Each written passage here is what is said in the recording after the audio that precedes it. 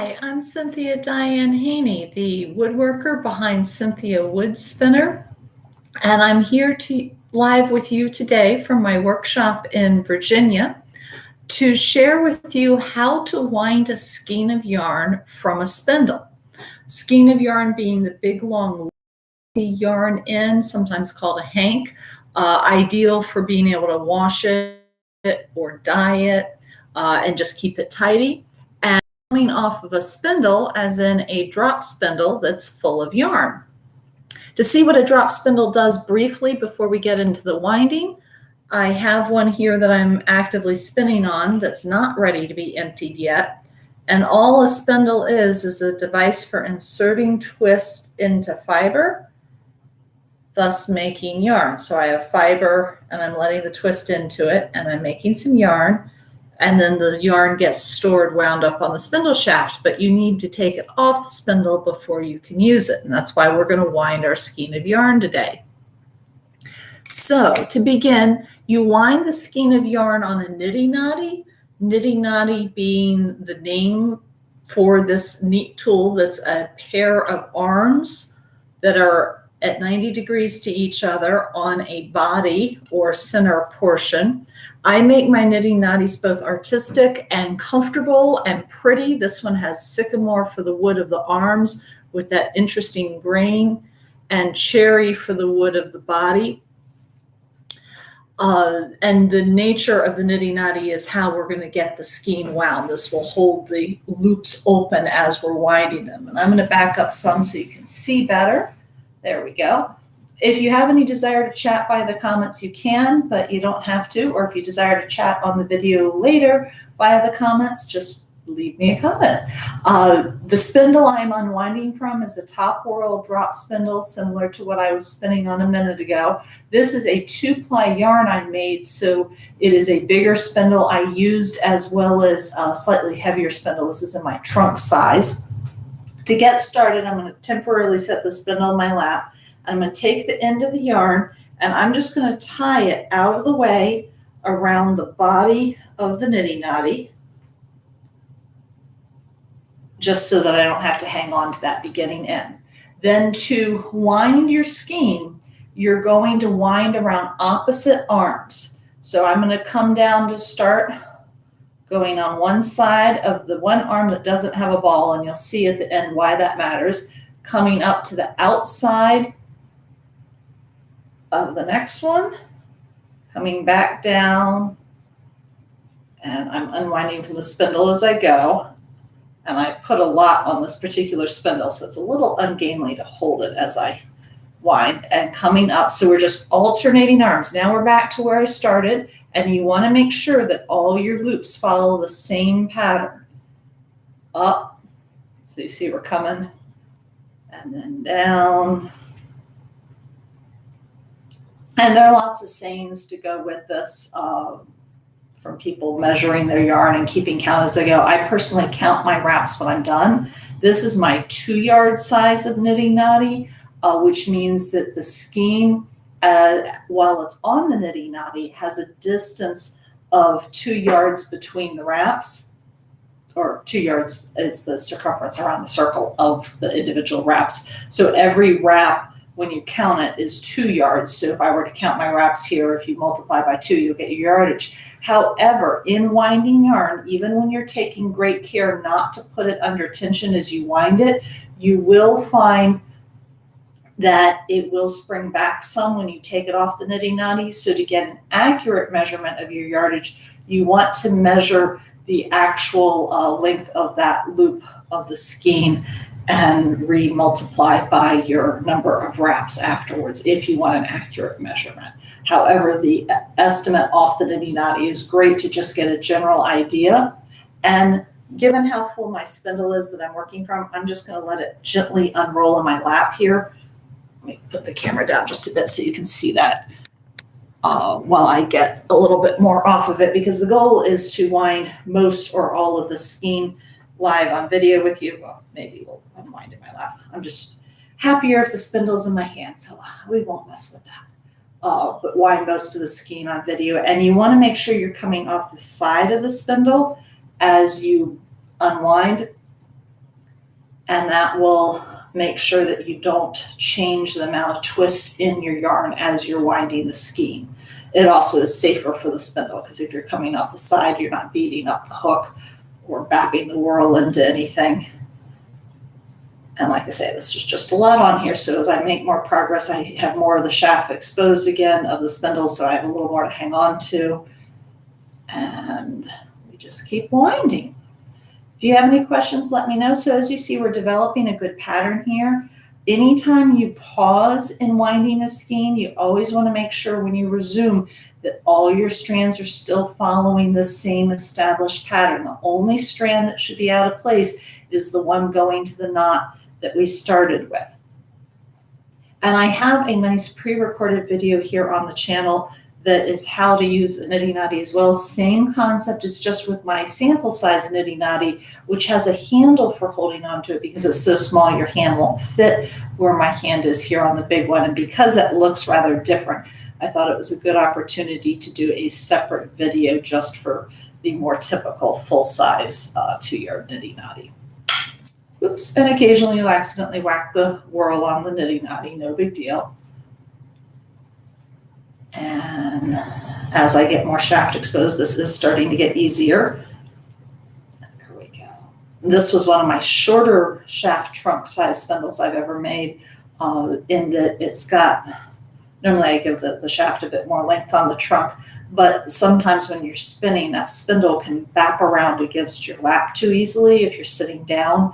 And I did this one with a shorter shaft to be more accommodating to the fact that not everybody does their plying, walking around and standing where a long shaft has room to work. With the shorter shaft, it won't end up batting into your legs and slowing itself down so often. So just winding, winding, winding. I probably should tell you a little bit more about the yarn. The yarn is some Romney sheep's wool, with Romney being a breed of sheep. This was dyed this pretty grape shade of purple by a friend of mine, Unplanned Peacock Studio. And I then spun it as singles. I believe both singles that comprise this 2-ply I spun demonstrating in public 2 years ago fall when we were last in person with festivals and events. And then I needed some singles to do a plying class last Saturday. So I used these singles to make the 2-ply as part of a class on plying on the drop spindle, because I don't just make tools, I teach you how to use them, as you see today as I'm attempting to teach you how to use the Niddy-Noddy, but I do actual classes for guilds and fiber art schools and events on spinning with the spindle and different aspects of spinning with the spindle. So that was a plying class I did where I did most of the spinning and then I finished it off because you kind of don't want to leave a half-spun project laying around. And so that's our 2-ply here. The spindle that I'm unwinding from, as I've said, is my trunk size, which is my biggest size of spindles. It has a thicker shaft than average in that this is a 3/8 inch diameter spindle shaft that's under all this yarn of the cop that I'm unwinding. And my other spindles only have a 1/4 inch diameter shaft, but with the larger whorl and heavier spindle, you want to have a thicker shaft. Whoops, second time I clinked. Only twice so far, that's doing pretty good. Sometimes I clink a lot. And you can certainly modify which hand's holding which and quite how you're rotating around. You can move the Niddy-Noddy more, you can move the spindle more, you could move the spindle less. It's all a matter of what's comfortable. Like I say, you could have the spindle carefully bouncing around in your lap, but I am in a regular chair with risk of it bouncing all the way out as opposed to my recliner. I normally, though, do like to keep it in my hand, as I say, so you make sure you're coming off the side of the spindle and not modifying the amount of twist in your yarn. However, if you ever discover a spot, which I'm keeping an eye out for one, and I don't think I've got one, where you really needed more twist in your yarn or less twist in your yarn, usually it's a case of more twist in yarn, you could always carefully, I gotta get to a spot that's anywhere close to needing this before I demonstrate it, you could always carefully just hang the spindle, well, we'll just show for the sake of pretend, you could always catch the spindle back with the hook on the yarn coming from the Niddy-Noddy and change the amount of twist and then take it back off the hook and resume winding if you ended up needing to work on your yarn as you're giving it this final inspection. And we're winding along. And I'm attempting to speed up a little so you don't get bored, because that's the only thing with live. I can't then switch this to fast forward midway through. And if you have any questions, leave me a comment. And as you see, I just keep alternating arms and creating these nice V's between the arms, some of them right side up, some of them upside down, as I wind. And you also see as I wind an idea of how it was I had shaped the top of the stored yarn on the spindle, and that I like that cone shape, which just makes it a lot easier to work with in the spinning and keeps it more stable. So that's a good thing to learn. And as you can see occasionally coming by, this wasn't the most perfect single spinning from that demonstrating in public originally, but I'm getting lots of mileage out of this yarn. And we're coming along.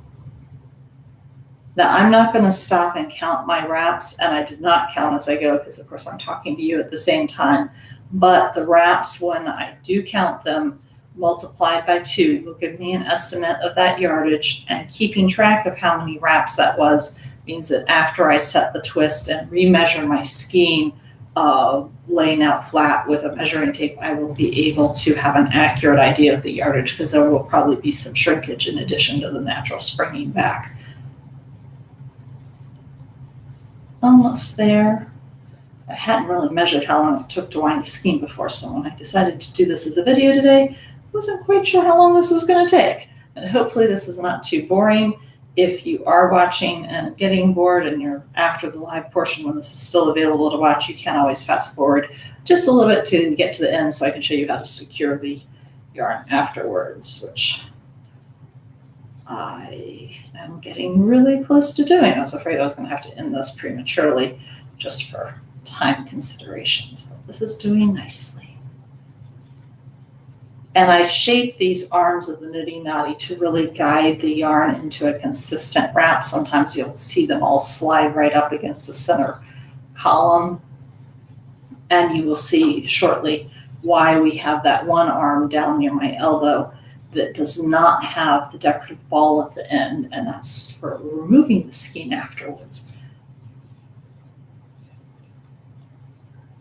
Oh, and this spindle, the whorl is tulip poplar, which is one of my favorite woods, and the shaft happens to be maple. I was attempting to pick similar colored things so you could actually see them in the lighting available. So we made it to the end of the spindle. As you notice, the yarn unwound completely because I do not tie the yarn to the spindle shaft when I start spinning. I always just wrap it on. That way, if something had gone wrong, it would be able to just roll slow down to a stop and the yarn come off rather than having to hit something hard.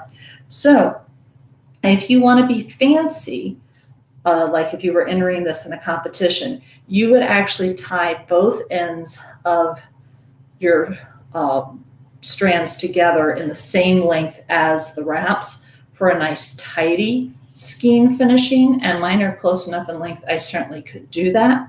However, what I normally do, because most of the time just for myself they're not that long, normally I take the end of the strand and I wrap it around the whole skein, and then I wrap it back around itself and just make a little half hitch here, but making sure to make it in such a way so that when I tighten it, the knot I just made slides on the longer strand, so I can just kind of snug it up, not too tight, not too loose. And when it goes to find it, all I have to do is cut off that knot portion, and I lose the least yarn possible after I've washed. However, if you were doing this, like I say, for a competition, you would tie both ends together. Now, before I take it off the Niddy-Noddy, and the one thing I totally forgot to do is bring in some strands to show you. So I will show you with the other end here, and we will pretend this is a separate strand. I always will secure it in at least 4 places, 1 spot for each arm. And when I secure it, you could do it with the same yarn. I normally do it with different yarn just to have it stand out better when I'm washing, because I take these ties off afterwards. You will take and weave in and out among the strands And we finally found a spot that could use more twist. And of course, it is the bit at the very end that now I'm off the spindle. We won't worry about that. But you're just weaving in and out amongst the wraps here until you have secured in a figure 8 manner all these strands before you then knot it off. And that just doing that multiple times along different spots on the skein. I'll hold that closer so you can see, and then I'll tie that end to secure it. We'll just keep this from being a tangled mess when you wash it. And for removing it from the Niddy-Noddy, you're just going to pull it all off the end of the arm here. And I am going to risk going ahead and pulling it all off, even though I haven't tied it in as many places as I should have. And as you see, that did relax a good bit, and it would take some serious work to get it back on the Niddy-Noddy. So even though I was going gently, there is some spring back. So that's why you always measure the actual skein.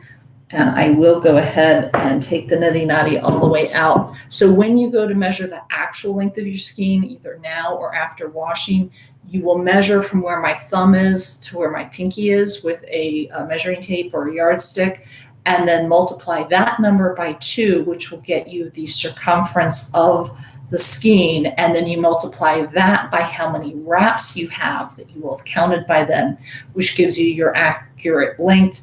And normally I have to do a little bit of math to put that back in yards. If you measured that all in inches, which is typically the way that goes, you then divide by 36 to get back to yards. If, however, you just want the estimate, just count how many wraps there are here. You multiply by 2 because it was the 2-yard Niddy-Noddy, and you're good to go. So I will hold that open and set it down on the table carefully so I don't get a tangled mess from that skein. And thank you for joining me today. And like I said, I'm Cynthia D and Haney, the toolmaker behind Cynthia Wood Spinner. And I hope you check out my other tutorials and my products and give me a thumbs up if this was at all helpful, and subscribe to my feed if you're interested. And like I say, I'll always be on hand to answer any questions. Thank you very much. Have a great day.